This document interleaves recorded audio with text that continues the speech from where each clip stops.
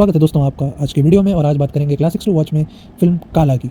जी हाँ, 2017 में मेरे ख्याल से 17 या 18 में ये मूवी आई थी, जो कि रंजीत या रजनीत ने बनाई थी, रंजीत साहब ने बनाई थी, जिसमें मुख्य किरदार करते हैं सुपरस्टार रजनीकांत।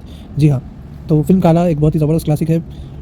क्यों आपको ये देखनी चाहिए? तो बेसिकली मैं कहूँगा कि इसमें जो स्टोरी है वो बहुत ही यूनिक है। अक्सर आपने कई रजनीकांत और कई साउथ की मूवीज़ में देखा है, कई बार ये बताया जाता है कि स्लम एरियाज़ में रीडेवलपमेंट के नाम पर जो कब्जे किए जाते हैं, या जो भी पॉलिटिशियन या जो भी बिल्डर होता है वो बेसिकली गरीब लोगों की ज़मीनें वो हड़पना चाहता है ताकि वो उस पर कुछ बना सके।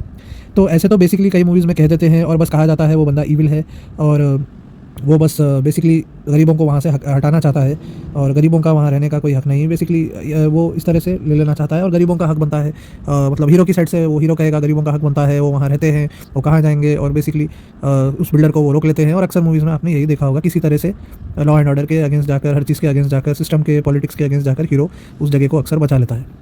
तो वैसे तो ये स्टोरी आपने हज़ार बार देखी होगी, लेकिन जिस तरह का नुआंस आपको काला में देखने को मिलेगा, काला की स्टोरी में, आप नाना पाटेकर का जो डेवलपर का जो साइड है वो भी आप देख पाएंगे। और मुझे यूनिक बात इसमें यह लगी कि इस फिल्म में रजनीकांत का जो किरदार है, पहले तो एज ए हीरो वो एज अप्रोप्रिएट रोल कर रहे हैं। मतलब रजनीकांत एक्चुअली जो उनकी एज है, अराउंड उस एज का वो रोल कर रहे हैं। और उनके जो बच्चे हैं, या आप कह लें थोड़ा सा बड़ी एज, अगर उनकी एज का नहीं भी तो 50-60 का कुछ वो रोल कर रहे हैं मूवी के अनुसार। और अगर आप उनके बेटों को देखें इस मूवी में, तो उनके 3 बेटे हैं, और वो एक 3 अलग अलग आइडियोलॉजीज़ को रिप्रेजेंट करते हैं, जो मुझे यूनिक लगा। एक तो वो है पहले बेटे उनके जो रजनीकांत की आइडियोलॉजी से मैच करते हैं। उनको लगता है कि गरीबों का हक है, और गरीब जिस तरह से एक स्लम एरिया में रहना चाहते हैं या जो भी वो पर्सनली करना चाहते हैं, उनका हक है, उनको करना चाहिए।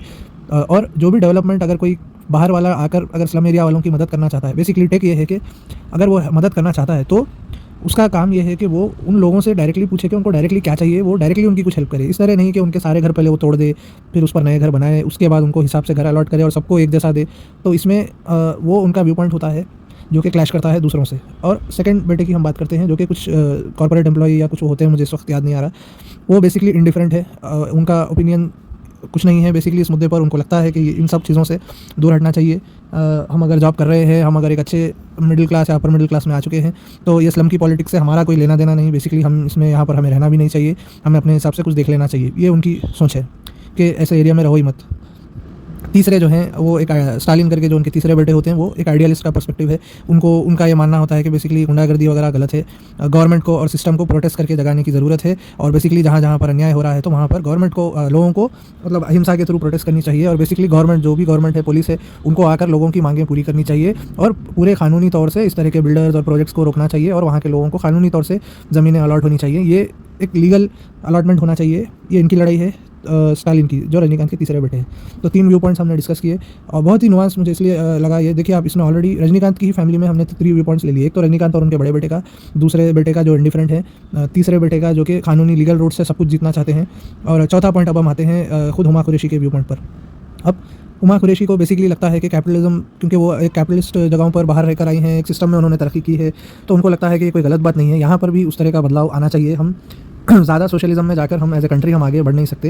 किसी स्टेज पर जाकर हमें एक्सेप्ट करना पड़ेगा, और जो स्लम्स है और इस तरह की जो जगहें हैं उनको रीडेवलप करना पड़ेगा, ताकि उनका जो इकोनॉमिक यूज़ है वो बेहतर हो सके, और वहाँ के लोगों को बेटर फैसिलिटी मिल सके। और ह्यूमैनिटेरियन तौर से, चाहे वहाँ के लोगों की मर्जी हो ना हो, मतलब बेसिकली वो बुराई से नहीं आ रही हैं, वो एक अच्छे एंगल से आ रही हैं कि वहाँ के लोगों की ही मदद होगी करके, वो उस एंगल से आती हैं। और अब चौथा एंगल है, पाँचवा एंगल है बेसिकली नाना पाटेकर साहब का, जो मूवी में विलन के तौर पर बताए गए हैं, जिनका एंगल बेसिकली ये है कि ये सब लोग कीचड़ हैं और इनको ख़त्म कर देना चाहिए। एक एलिटिस्ट मेंटालिटी वाला एंगल है।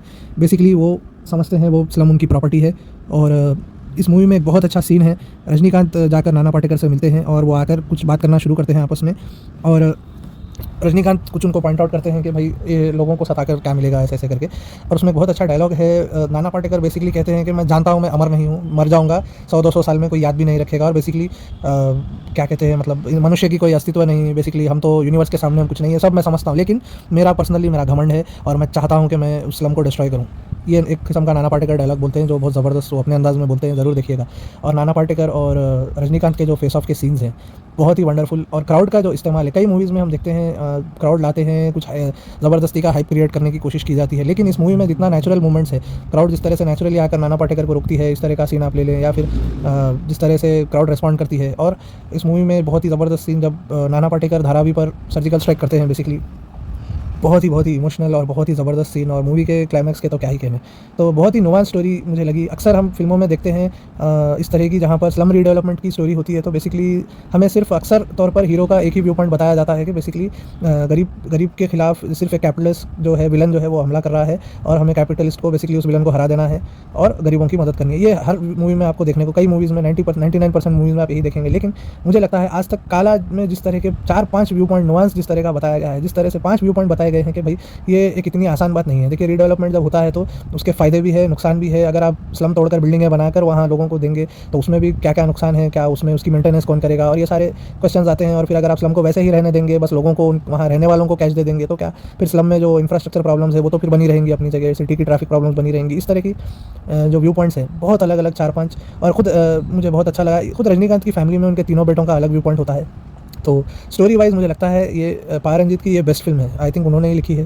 डायरेक्शन वाइज़ दूसरे मूवीज़ भी अच्छे हैं, कबाली को भी कह सकते हैं इस मूवी जितनी है इससे भी अच्छी है। लेकिन अगर आप सिर्फ़ और सिर्फ़ स्टोरी पर ध्यान दें तो मुझे लगता है काला की स्टोरी इनके मूवीज़ में से अब तक की बेस्ट है। और आई थिंक ये रजनीकांत के भी मूवीज़ में से अब तक one of the best movie, मैं इनको बेस्ट मूवी तो नहीं कहूँगा रजनीकांत की इस मूवी को, लेकिन आई थिंक ये one of the best movie है रजनीकांत की, सुपरस्टार रजनीकांत की। तो इसलिए ज़रूर मैं कहूँगा इस मूवी को देखिए। 4-5 अलग-अलग व्यू पॉइंट बहुत गहराई से, और हर कैरेक्टर को अच्छा स्क्रीन टाइम दिया गया है समझाने के लिए, बताने के लिए कि क्या हो रहा है। और फिर ये सब होते हुए इस मूवी में अभी भी इतना सब होने के बावजूद एक मास एलिमेंट है। अगर आप कोई बच्चे को भी ये मूवी दिखाएँ तो उसे भी जो मास एलिमेंट जो है वो उसको समझ आएगी। अगर वो उस कहानी के नुआंस को नहीं भी समझेंगे तब भी उनको जो एक्शन एलिमेंट है, मास एलिमेंट जो है वो बहुत पसंद आएगा। सुपरस्टार रजनीकांत की एक्टिंग जो है वो उनको सॉलिड लगेगी, और जिस तरह का एक्शन है वो मज़ेदार है। तो इतना ज़बरदस्त नुआंस सब्जेक्ट को कवर किया है ज़बरदस्त मास एलिमेंट के साथ, तो बहुत यूनिक। बार-बार ऐसे नहीं होता है सिनेमा में कि आप इतनी क्रिटिकली अच्छी स्टोरी को लें और फिर कमर्शियली भी उसको इतना ज़बरदस्त तरीके से उसको बता पाएँ। और मूवी के निर्देशन पे कुछ बात कर लेते हैं। क्या फ़िल्माया है, बेसिकली बहुत अच्छे से फ़िल्माया है। सीन्स जो हैं जिस तरह से रजनीकांत कहीं पर चल कर आएँगे, या फिर नाना पाटेकर को बस्ती में लोग रोकने आते हैं, और किस तरह के जो सीन हैं, और मूवी का जो क्लाइमैक्स सीन है, और मूवी का म्यूज़िक अनिरुद्ध रविचंद्र ने आग लगाई है इस म्यूज़िक में। ज़रूर सुनिए, आप सुनते रह जाएँगे इसकी बीजीएम्स और जो भी गाने हैं। बहुत अच्छा ज़बरदस्त परफॉर्मेंस। देखिए, क्लासिक्स टू वॉच में हम रिकमेंड कर रहे हैं तो वैसे भी बोलने की ज़रूरत नहीं है, एक्टिंग मूवी में लोगों ने अच्छी की है तभी रिकमेंड होती है। तो अब इसमें यूनिक क्या है तो मैंने आपको बता दिया। तो अगर आपको वीडियो पसंद आई हो तो ज़रूर क्लासिक्स टू वॉच काला को ज़रूर देखें। और आप मेरी दूसरी वीडियोज़ भी हैं, क्लासिक्स टू वॉच करके मेरी एक सीरीज़ है। इसमें आपको और भी मूवीज़ मिलेंगी। अगर आपने देखी हो तो आपको शायद पसंद आ जाए, नहीं देखी हो, नाम सुना है तो ज़रूर कमेंट कीजिए। और अगर आपने काला देखी है तो ज़रूर कमेंट करके बताइए आपको इसमें क्या पसंद आया और क्यों आपको ये मूवी अच्छी लगती है। तो आज की वीडियो देखने के लिए धन्यवाद। Have a good day.